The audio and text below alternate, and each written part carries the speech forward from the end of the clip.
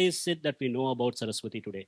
And what is the general agreement in the discipline about the time when Saraswati died?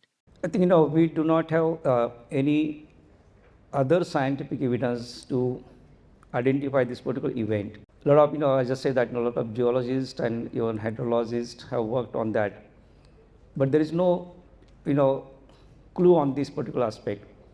But we can use the archaeological data to understand this particular event. See, when we talk about the Harappans, there are three phases of the Harappan culture. The first, the formative stage is called the early Harappan. Now, the dates of the early Harappan are going back to 6000 BCE, and we have a lot of sites in the Saraswati region. In fact, now most of the dates, early dates, are coming from the Saraswati region itself. Okay, so 6000 BC is the beginning, and then of course there is a very good evidence. In fact, the base, the core evidence that we have used for understanding this Aryan issue is the archaeological evidence, and this genetic evidence has substantiated to that.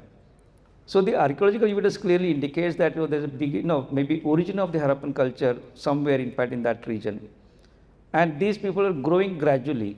There's a transformation which is properly reflected in the archaeological data. We have excavated that from the site of Rakhigadi.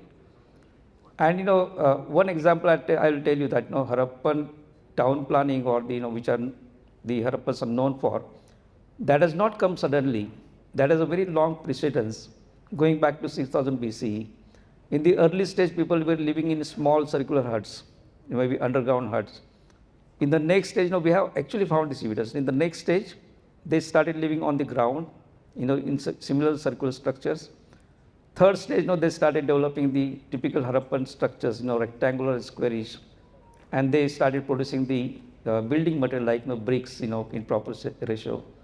Fourth stage, there's a modicum of planning, and the fifth stage, there's a full-fledged town planning. So this is how the journey is. So we get early Harappan settlements all located along the dry river bank, this, and there are number of settlements. In fact, we have discovered nearly 1500 settlements, out of which maybe thousands are located in fact along the river banks of Saraswati. Then similar number, of course, also is there in fact of the the advanced stage of the Harappan, which is called the mature Harappan, or the Harappan civilization phase. So we also find the settlements of that.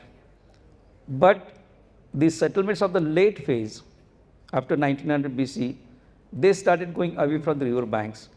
So that is a very strong indication that perhaps the river was very significant active during the early Harappan and the mature Harappan stage, and it lost its significance maybe around 1900 BCE, and therefore people are going away from that.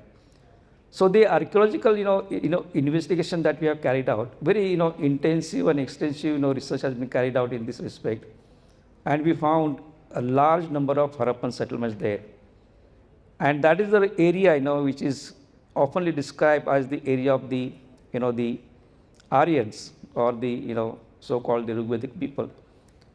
So my view is that, I am working on that.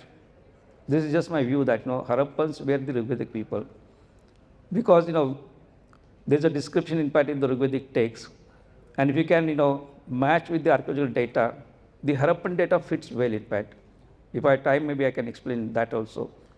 So that is the kind of evidence which is coming up from this, and I always believe in fact in the archaeological data. If we have strong evidence, then that evidence cannot be denied by anyone. In fact, after the publication of my research, I was invited to deliver a lecture in JNU, and Vice Chancellor warned me that previous week they had organized one lecture, but student did not allow that lecture to happen. So he said, be ready for that. I said that no problem. But I also say that you invite maybe Romila Thapar and others who may have a lot of questions about our research.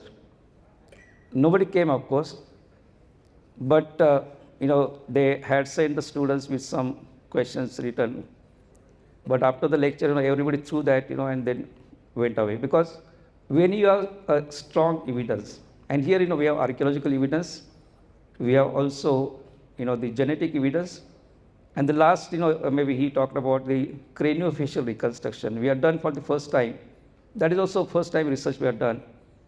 We have shown how the Harappan people look like. So we have reconstructed some individuals at Rakhigarhi, and the modern people and the Harappans look exactly same. There is not difference.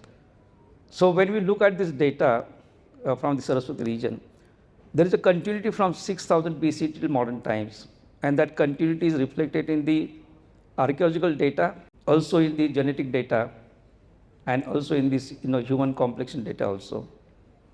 So that is very strong. One point I just wanted to make, that suppose the Aryans had come from outside, then two things would have happened. They could have brought with them the cultural elements and planted here. We don't find that evidence at all.